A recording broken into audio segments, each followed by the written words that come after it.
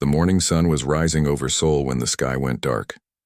Massive ships appeared above every major city on Earth, their black hulls blocking out the light like storm clouds made of metal. Admiral Park Hyon was drinking his coffee when the emergency sirens began wailing across the naval base. The alien ships were enormous.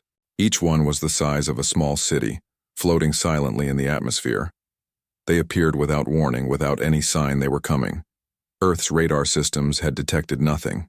The satellites saw nothing. One moment the sky was empty, and the next moment it was full of alien warships. Park Hyon ran to the command center, his coffee mug forgotten on his desk. Officers were shouting into radios, trying to contact other bases around the world. The reports were all the same. Counter. Alien ships had appeared over New York, London, Tokyo, Moscow, and every other major city. There were hundreds of them. "Sir, we're getting a transmission," said Lieutenant Kim Nari, the young physicist who worked with the communications team. "It's coming from all the ships at once. They want to broadcast on every channel on Earth." "Put it through," Park Hyon ordered. The screens around the command center flickered, and then an alien face appeared.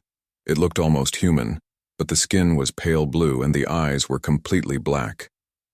When it spoke, the words came out in perfect Korean, English, Chinese, and every other language on Earth at the same time. "People of Earth," the alien said. "I am Ambassador Veltharion of the Galactic Hegemony. Your world has been selected for integration into our empire. You have two choices, and only two choices. Submit to our rule and become servants of the hegemony, or refuse and watch your world burn. You have 72 hours to decide." The transmission ended. The screens went black for a moment. Nobody in the command center said anything. "Sir," whispered Captain Lee Jun, one of their best fighter pilots. "What do we do?" Park Hyon stared at the empty screen. He had fought in 3 wars during his career. He had commanded ships in battles where the odds were terrible.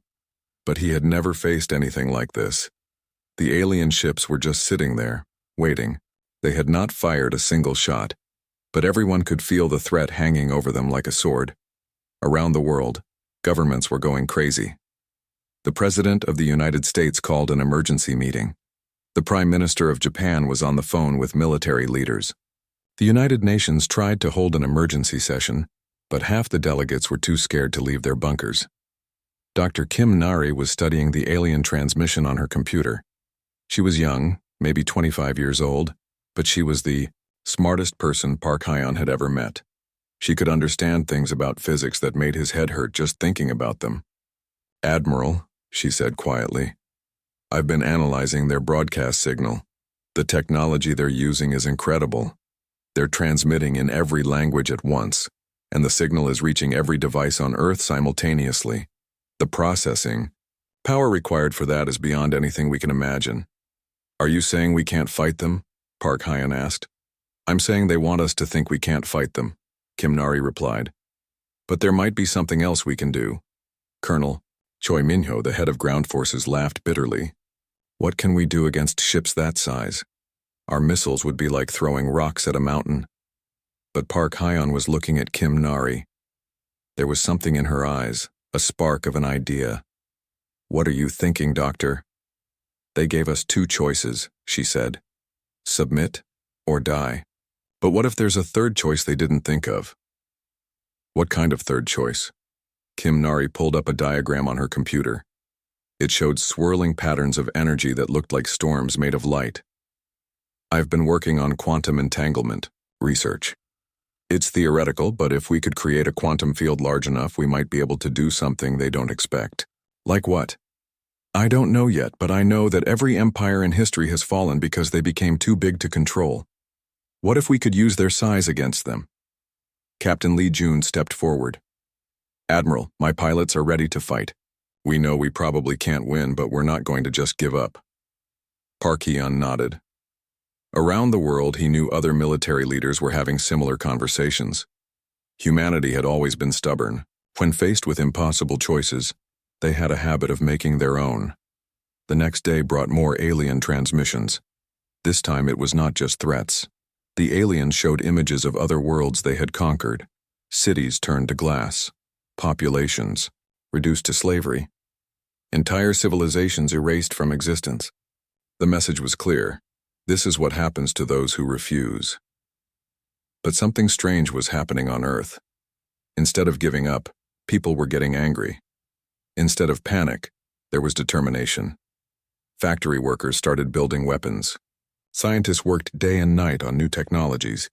Children drew pictures of humans fighting alien monsters. They don't understand us, Park Hyun said to his staff. They think showing us their power will make us afraid. But fear makes humans dangerous. Commander Yoon Tae-young, captain of the submarine Neptune, reported in from the Pacific Ocean. Sir, my vessel is ready for whatever mission you have in mind. My crew knows the odds, but they're all volunteers. Kim Nari had been working for 36 hours straight. Her eyes were red from staring at computer screens, but she was smiling. Admiral, I think I know what we can do. It's crazy, and it might not work, but it's definitely not one of their two choices. Tell me. We're going to teach the entire galaxy how to rebel. Park Hyun stared at her. What do you mean? Their empire is connected by quantum communication, networks. Every ship, every planet, every slave species is linked together. They use it to control their empire. But what if we could use it to spread something else? Like what? Like the idea that you don't have to accept their choices.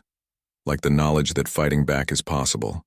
Like the memory of what freedom feels like. It was the craziest plan Park Hyun had ever heard. It was also the most human plan he had ever heard. Instead of trying to destroy the alien empire with weapons, they would try to destroy it with ideas. How long do you need? He asked. 18 hours, Kim Nari said. Maybe less if engineer Shin Daeun can help me with the technical details. Do it, Park Hyun ordered. Colonel Choi, I need your forces to keep the aliens busy. Make them think we're just fighting a normal, desperate battle. Captain Lee, your pilots need to get close to their ships and scan their communication systems. As the officers rushed to their duties, Park Hyun looked out the window at the alien ships floating in the sky. In 18 hours, they would either save the world or die trying. But at least they would die as free humans, not as slaves. Their countdown had begun. 72 hours had become 18 hours. But Park Hyun was starting to think that maybe, just maybe, humanity was about to surprise the galaxy. Commander Yoon Tae-young's submarine moved through the dark water like a metal shark. The Neptune was the most advanced submarine in the Korean Navy, but compared to the alien ships floating above them, it was just a tiny fish in an ocean full of whales. Sonar is clear, reported his first officer. No alien detection systems in the water. Good, Yoon Tae-young said. They probably think submarines are too primitive to worry about. In the back of the submarine, Dr. Kim Nari was making final adjustments to her quantum device. Private Han Ji-ho was helping her even though he didn't understand the science behind it. He just knew that this strange machine was humanity's only hope. How does it work exactly? Han Ji-ho asked. Kim Nari smiled tiredly. Imagine if you could take every memory you have about freedom and justice and send it directly into someone else's mind.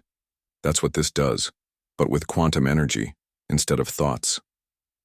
Above them, Captain Lee Jun was leading his fighter squadron in what looked like a desperate attack on the alien fleet. His pilots knew they were probably going to die, but they also knew their sacrifice might save the world.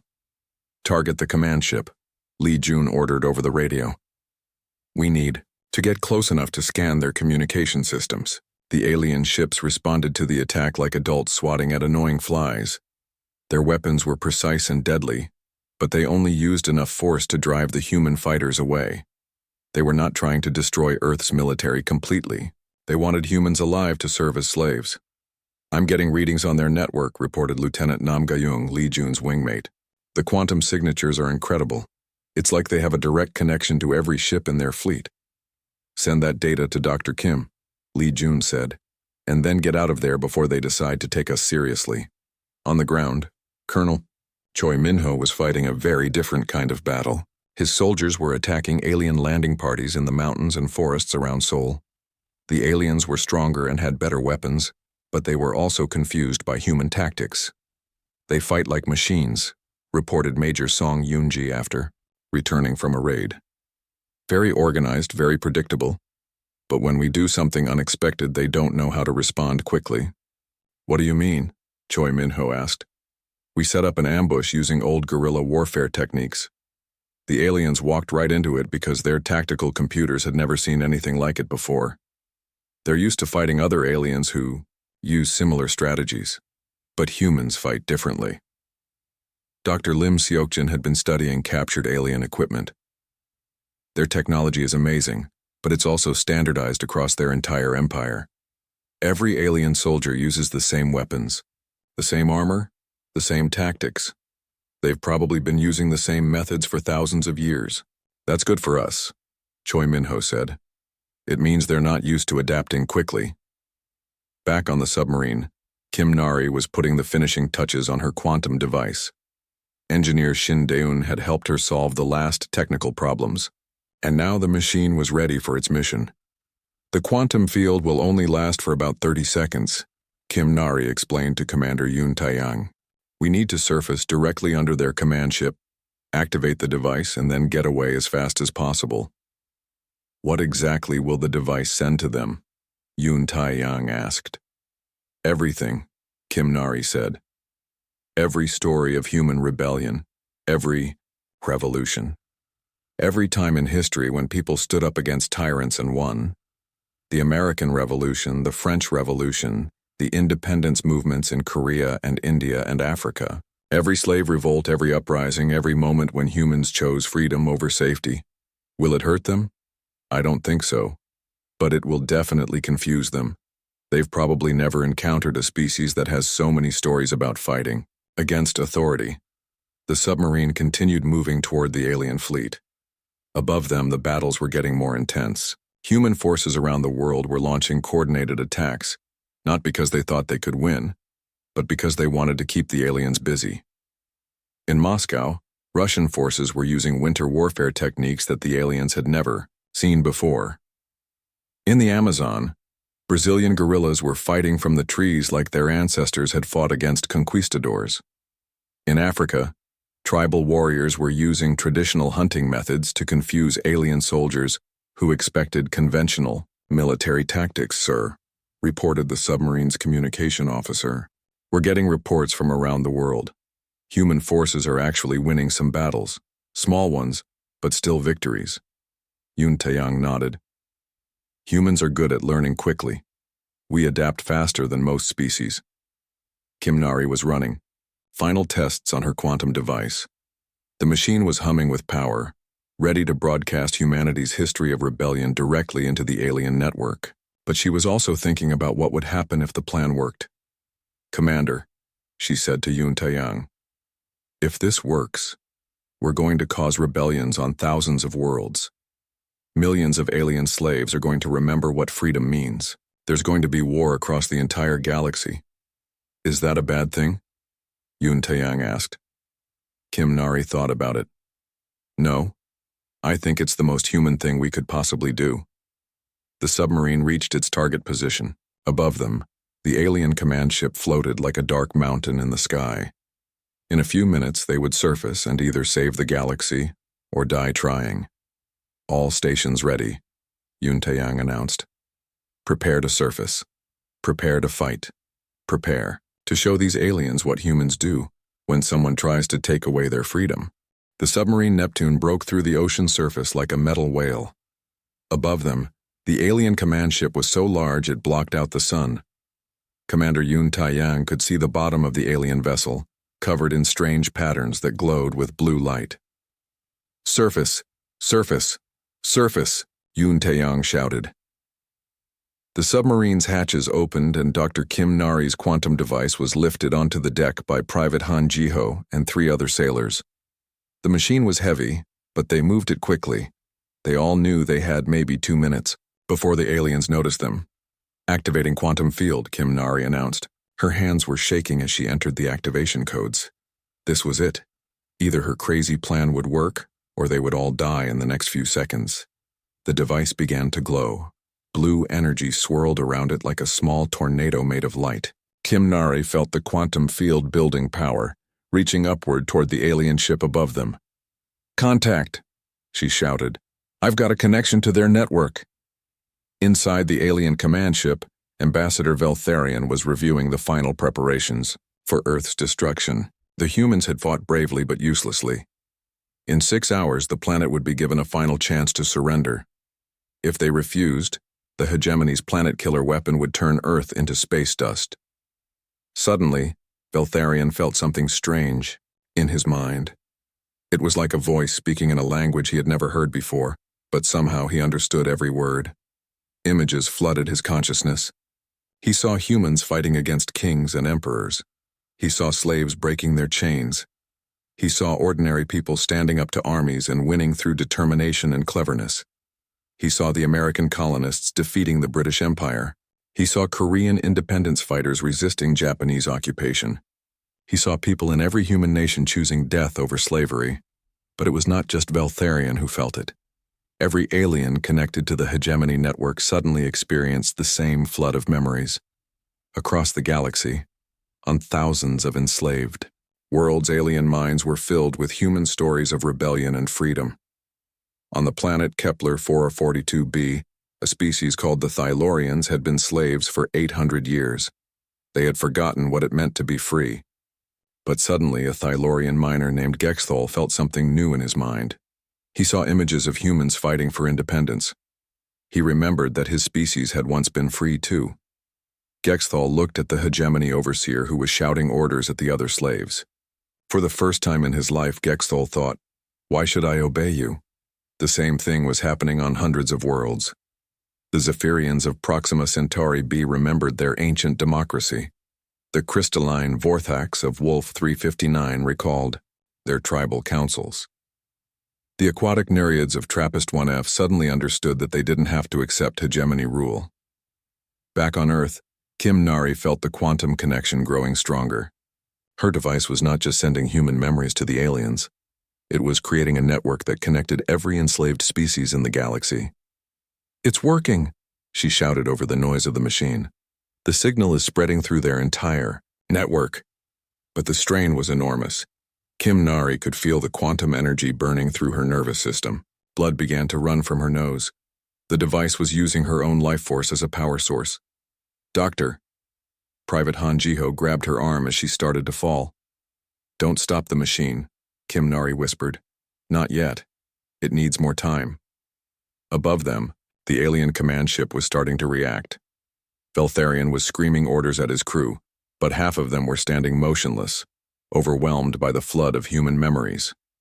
The ship's systems were going crazy as conflicting signals ran through the network. "Sir," Yun Taiyang's sonar operator called out, "the aliens are launching attack boats. They're coming for us." "Hold position," Yun Taiyang ordered. "We need 30 more seconds." The alien attack boats were small, fast vessels that could destroy a submarine with a single shot. But they were also confused by what they were seeing.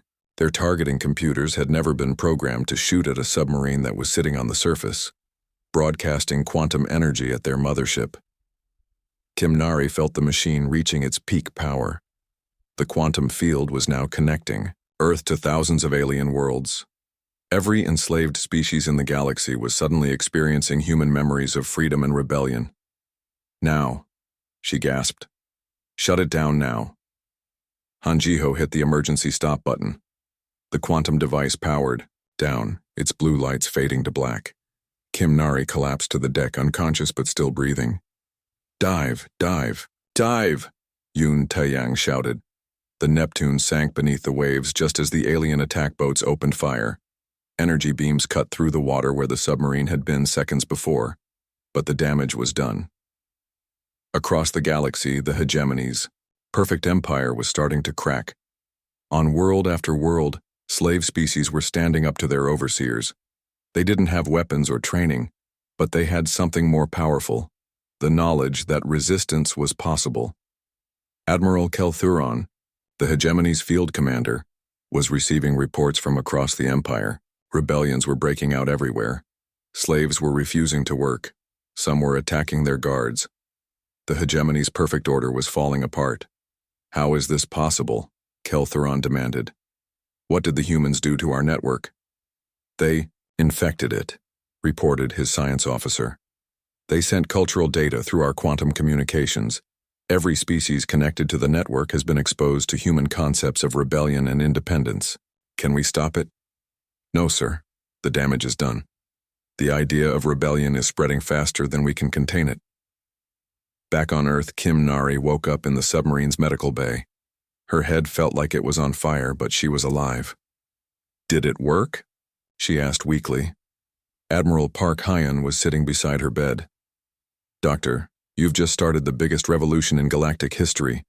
Every alien world is reporting uprisings. The hegemony empire is falling apart. Kim Nari smiled. Good. That's what humans do. We break things that shouldn't exist. But their victory had come at a cost. The quantum transmission had damaged Kim Nari's brain, and the doctors weren't sure if she would ever fully recover. Half of Commander Yoon Taeyang's crew had been injured by the alien attack. Private Han Jiho had been killed when debris from the alien energy beams hit the submarine. Yet as reports came in from across the galaxy, humanity realized they had accomplished something impossible. They had turned the hegemony's greatest strength into its greatest weakness.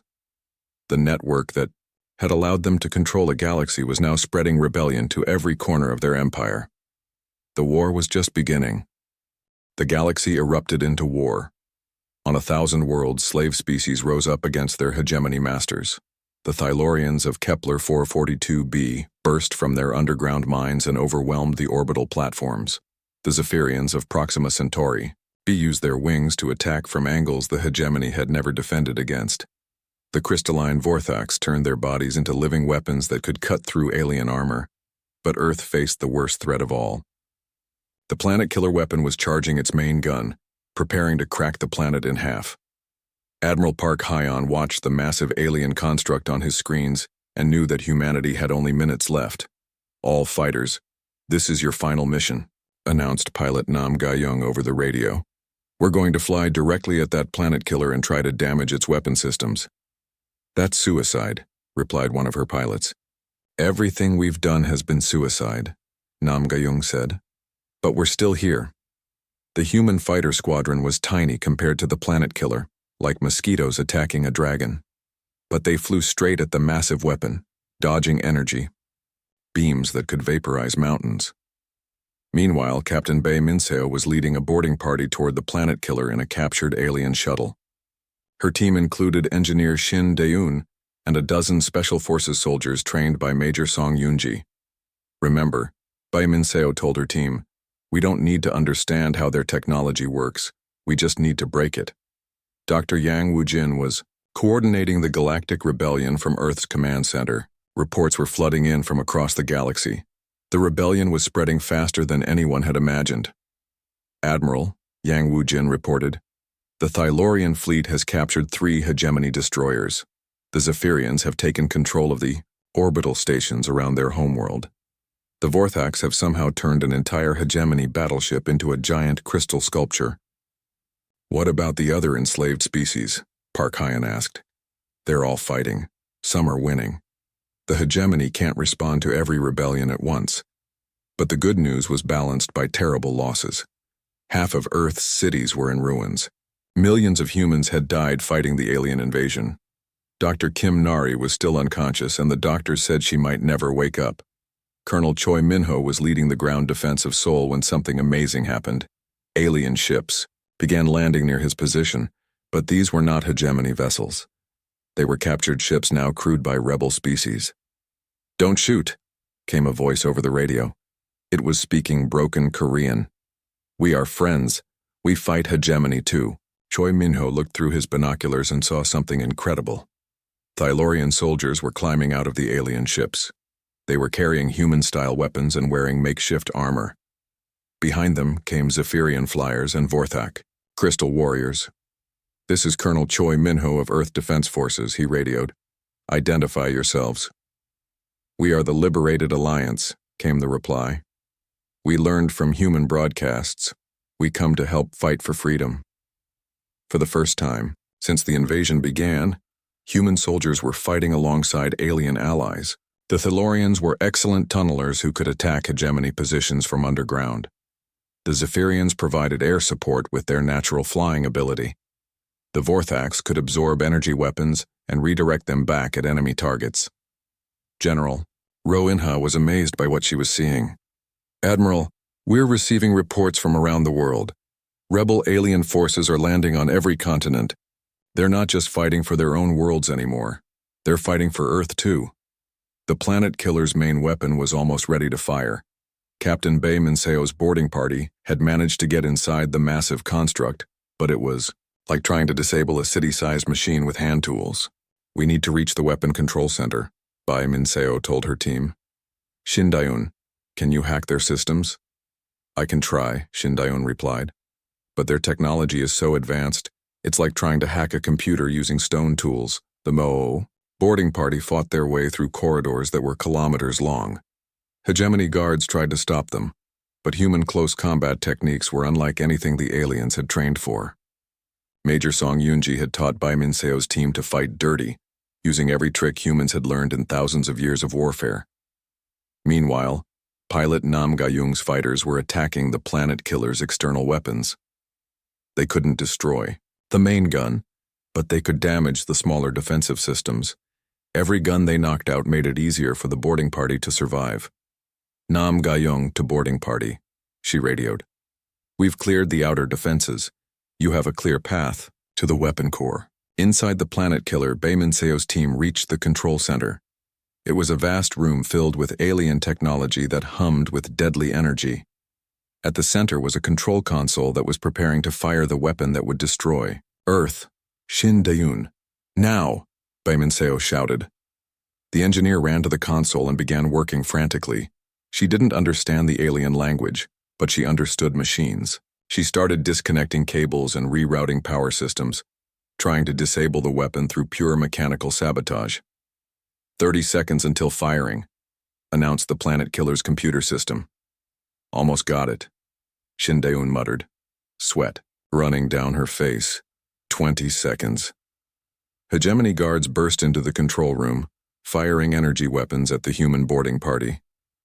Bai Minseo's soldiers fought back with everything they had, but they were outnumbered 10-1. 10 seconds. Shin-Dayun grabbed the biggest cable she could find and yanked it out of the console. Sparks flew everywhere, and the planet killer's weapon systems went dark. "Weapon offline," the computer announced in a confused tone. But their victory was temporary. The hegemony would repair the weapon in a few hours. Earth was still doomed unless something else happened. That something else came from an unexpected source. Dr. Kim Nari woke up in her hospital bed, looked around weakly, and said, "I know how to win the war." Dr. Kim Nari sat up in her hospital bed, her eyes bright with a new idea. The quantum connection had damaged her brain, but it had also given her something unexpected: direct access to the Galactic Rebellion network. She could feel the thoughts and emotions of every rebel species across the galaxy. "Admiral," she said to Park Hyon, "the rebellion isn't just fighting anymore. It's learning. Every species is sharing their knowledge with every other species. The Thyllorians are teaching everyone how to tunnel. The Zephyrians are showing others how to fly. The Vorthax are sharing their crystal technology." "What does that mean for us?" Park Hyon asked. "It means we're not fighting the hegemony anymore. We're building something new. The Hegemony High Council was desperate. Half their empire was in open revolt, and their greatest weapon had been disabled by a handful of humans. They offered Earth a new deal: restore order to the galaxy, and humanity would be granted special status as regional governors instead of slaves. Ambassador Oh Sang-hyun, Earth's top diplomat, was chosen to deliver humanity's response. He stood before the Hegemony High Council via quantum transmission, representing not just Earth but every free species in the galaxy. "We reject your offer," Oh Sang-hyun said calmly. "We choose neither death nor defeat. We choose victory for everyone." The hegemony leaders were shocked. No species had ever refused their final offer before. "You cannot defeat us," declared the High Chancellor. We have ruled the galaxy for 10,000 years. We have weapons you cannot imagine. You're right, Oh Sang-yun agreed. We can't defeat you alone, but we're not alone anymore. As if summoned by his words, rebel fleets began appearing around Earth. Ships from 100 different worlds dropped out of hyperspace, all of them flying the new flag of the Liberated Alliance, a simple circle representing unity among different species. The battle for Earth became the battle for the galaxy. Thylorian tunnel ships attacked the planet killer from below. Zephyrian fighters provided air support with tactics learned from human pilots. Vorthak crystal ships absorbed hegemony energy weapons and fired them back with double power. Captain Bai Minseo found herself commanding a mixed crew of humans and aliens aboard a captured hegemony battleship. Her second-in-command was a Thylorian named Gex Thol, the same miner who had first felt the spark of rebellion 3 days earlier. Human tactics are very strange, Gex Thol told her as they prepared for battle. But they work. That's because we're used to fighting enemies who are bigger and stronger than us, Bai Minseo replied. We've been doing it for our entire history. The space battle raged for 18 hours. Hundreds of ships from dozens of species fought against the hegemony fleet.